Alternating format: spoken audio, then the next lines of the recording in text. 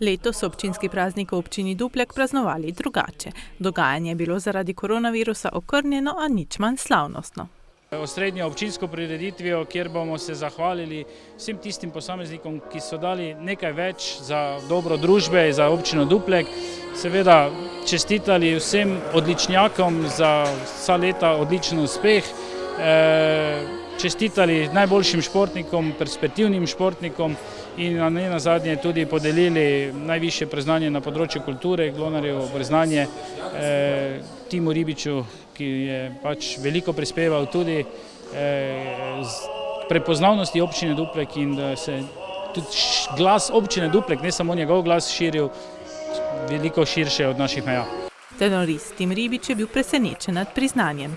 To je bilo res veliko presenečenje, nisem pričakoval tega pri svojih 40 letih, ampak vseeno mislim, da sem z svojim glasom, z svojim kulturnim glasbenim delovanjem nekako zaznamoval našo občino in jo tudi širom po svetu predstavil. Vedno, kjerkoli sem pel, tudi naprimer na Japonskem, sem z ponosom povedal, da sem iz Dupleka.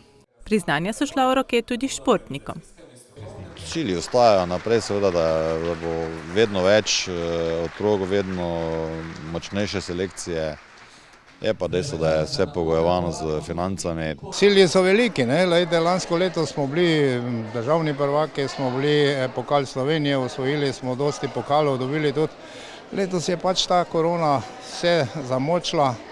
Vidno ponosen na svoje priznanje športnik leta 2019 je bil judoist iz dupleškega kluba. Počaščen sem, da ga prejmem v občini Duplek, tako se poplača ves trud, ko ga vložimo, medtem ko treniramo, pa vso odrekanje, naprimer ne greš ven, pa moraš iti na trening, pa tako, zelo veliko. Župan se je ob dogodku spomnil na ključne projekte preteklega leta. Tudi zato imamo možnost praznovati oziroma lahko praznujemo. Ciljni projekti, seveda ključni projekti so izgradnja športne dvorane, ki se nekako finalizira in se bomo veselili te pridobitve že v septembru. Upam, da pravzaprav je dokončan tudi prizidek vrtca v Žitečki vasi, 4 novi oddelki, tudi to je velika pridobitev za naše najmlajše generacije.